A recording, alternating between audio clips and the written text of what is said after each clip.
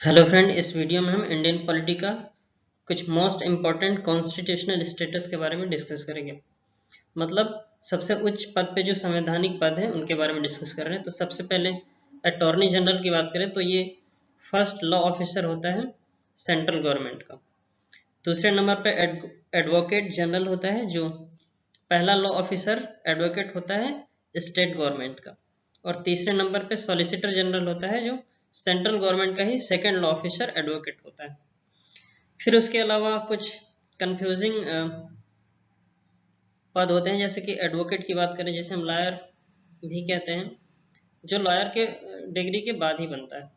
दूसरा बैरिस्टर और तीसरा लॉयर होता है। तो बेसिकली जो एडवोकेट होता है वो एलएलबी डिग्री के साथ साथ कानून का जानकार होता है और जिसके पास बार काउंसिल ऑफ इंडिया का रजिस्ट्रेशन होता है। दूसरे नंबर पे बैरिस्टर की बात करें तो ये जैसे कि बार काउंसिल ऑफ इंडिया के साथ रजिस्ट्रेशन के साथ इंग्लैंड लंदन की डिग्री भी होनी चाहिए लॉ से रिलेटेड, जैसे महात्मा गांधी। तो वो एक बैरिस्टर थे जिनके पास इंग्लैंड की डिग्री थी लॉ की और साथ में बार काउंसिल ऑफ इंडिया का रजिस्ट्रेशन भी था। फिर उसके अलावा लॉयर की बात करें तो इसके पास एलएलबी डिग्री और कानून का जानकारी होती है, लेकिन ये बार काउंसिल ऑफ इंडिया का रजिस्ट्रेशन लॉयर के पास नहीं होता। Constitutional specialist of government of India, मतलब जो कानून के बड़े जानकार हैं उसमें सबसे पहले अटॉर्नी जनरल का नाम आता है, जिन्हें हम सेंट्रल गवर्नमेंट का पहला लॉ ऑफिसर के नाम से जानते हैं, जिसका अपॉइंटमेंट प्रेसिडेंट के द्वारा होता है। तो ये सेंट्रल गवर्नमेंट के जो लीगल एडवाइस होता है उसमें हेल्प करता है और साथ में अगर कोई डिस्प्यूट्स है सेंट्रल और स्टेट गवर्नमेंट का बीच, तो उसके डिस्प्यूट को रिजॉल्व करने का जो काम होता है वो अटॉर्नी जनरल का होता है। फिर दूसरे नंबर पे एडवोकेट जनरल की बात करें तो ये पहला लॉ ऑफिसर होता है स्टेट गवर्नमेंट का और इसका जो अपॉइंटमेंट होता है वो गवर्नर के द्वारा होता है।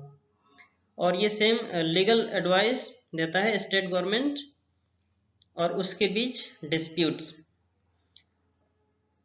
और स्टेट्स के बीच में अगर दो स्टेट्स के बीच में डिस्प्यूट्स है तो उसको रिजॉल्व करने का काम जो होता है वो एडवोकेट जनरल का होता है, एक तरीके से सरकार का वकील होता है। फिर तीसरे नंबर पे सॉलिसिटर जनरल की बात करें तो ये सेकंड लॉ ऑफिसर होता है सेंट्रल गवर्नमेंट का, जो प्रेसिडेंट के द्वारा ही अपॉइंट होता है और साथ में लीगल एडवाइस भी देता है सेंट्रल और स्टेट गवर्नमेंट के बीच में। और उसके बीच में अगर कोई डिस्प्यूट्स है, जैसे सेंट्रल या स्टेट गवर्नमेंट के बीच में अगर कोई डिस्प्यूट्स है तो उसको रिजॉल्व करने का जो जिम्मेदारी होती है वो सॉलिसिटर जनरल के पास होती है। फिर लास्ट में पब्लिक प्रोसिक्यूटर भी होता है, ये भी कानून का जानकारी होता है, लेकिन ये क्रिमिनल केसेस को देखता है, जो गवर्नमेंट ऑफ इंडिया के द्वारा अपॉइंट किया जाता है legal adviser in criminal cases appointed by government after investigation and chargesheet. तो इन्वेस्टिगेशन और चार्जशीट के बाद जो गवर्नमेंट ऑफ इंडिया के द्वारा अपॉइंट होता है क्रिमिनल केसेस में लीगल एडवाइस देने के लिए, वो पब्लिक प्रोसिक्यूटर होता है। कुछ एडिशनल पॉइंट की बात करें तो सबसे पहले अटॉर्नी जनरल ऑफ इंडिया की बात करें, जो कि पहला लॉ ऑफिसर होता है सेंट्रल गवर्नमेंट का, जिसका डिस्क्रिप्शन पार्ट 5 आर्टिकल 76 और पार्ट 5 में मिलता है। हमें पता है कि पार्ट फर्स्ट में यूनियन और इसके टेरिटरीज के बारे में बताया गया है। सेकेंड पार्ट में सिटीजनशिप है, जो आर्टिकल 5 से लेके 11 तक। पार्ट 3 में फंडामेंटल राइट्स, जो आर्टिकल 12 से लेके आर्टिकल 35 तक है। फिर उसके बाद डीपीएसपी पार्ट 4 में है, directive principle of state policy. और उसके बाद पार्ट 4A में फंडामेंटल ड्यूटीज है। फिर उसके बाद पार्ट 5 आता है जिसमें यूनियन एग्जीक्यूटिव के बारे में बताया गया, तो उसमें आर्टिकल 76 यूनियन एग्जीक्यूटिव जो आर्टिकल 51 से लेके आर्टिकल 78 तक है, जिसमें आर्टिकल 76 में जो कि पार्ट 5 का ही एक आर्टिकल है, उसमें अटॉर्नी जनरल ऑफ इंडिया के बारे में बताया गया है और साथ में सॉलिसिटर जनरल ऑफ इंडिया के बारे में बताया गया, जो कि सेकंड लॉ ऑफिसर होता है सेंट्रल गवर्नमेंट का। Appointment same by the president और क्वालिफिकेशन जो जज सुप्रीम कोर्ट का जो जज होता है उसके इक्वल क्वालिफिकेशन होनी चाहिए, मतलब हाई कोर्ट का एक्सपीरियंस 10 ईयर का हो और should be citizenship of India, citizen of India मतलब भारत का नागरिक हो।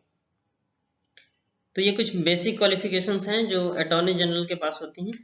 जो कि सुप्रीम कोर्ट के जज के इक्वली होता है, सैलरी फिक्स नहीं होता है। फिर उसके बाद एडवोकेट जनरल की बात करें तो पार्ट 6 में स्टेट गवर्नमेंट के बारे में बताया गया है। तो ये फर्स्ट लॉ ऑफिसर होता है स्टेट गवर्नमेंट का, जो आर्टिकल 165 में मेंशन है। इसका अपॉइंटमेंट गवर्नर के द्वारा होता है और जो क्वालिफिकेशन है हाई कोर्ट के जज के इक्वल इसका क्वालिफिकेशन होता है और सैलरी इसमें भी फिक्स नहीं होता है। तो सबसे पहले एडवोकेट की बात करते हैं, जो एक तरह का लॉयर ही होता है जिसके पास एलएलबी की डिग्री और साथ में कानून की जानकारी होती है, लेकिन बार काउंसिल ऑफ इंडिया का रजिस्ट्रेशन नहीं होता। इस वजह से जो लॉयर होता है वो कोर्ट के किसी भी डिस्प्यूट्स को रिजॉल्व नहीं कर सकता। तो एडवोकेट एक तरह का लॉयर, ऐसा लॉयर जिसके पास एलएलबी की डिग्री रहेगी, कानून की जानकारी रहेगी, लेकिन बार काउंसिल ऑफ इंडिया का रजिस्ट्रेशन एडवोकेट के पास होता है। मतलब ये जो केसेस होते हैं कोर्ट में ये रिजॉल्व कर सकता है। फिर उसके बाद बैरिस्टर की बात करें तो बैरिस्टर जिसके पास बार काउंसिल ऑफ इंडिया का रजिस्ट्रेशन होना चाहिए और साथ ही साथ लॉ की डिग्री होनी चाहिए इंग्लैंड की या फिर लंदन की, जैसे कि महात्मा गांधी। और ऐसे जो कानून के विशेषज्ञ होते हैं उसे हम बैरिस्टर कहते हैं, जैसे कि महात्मा गांधी। और ये भी कोर्ट के जो केसेस होते हैं उसको रिजॉल्व कर सकता है। So this is all about in this video. Thanks for watching. Thank you so much.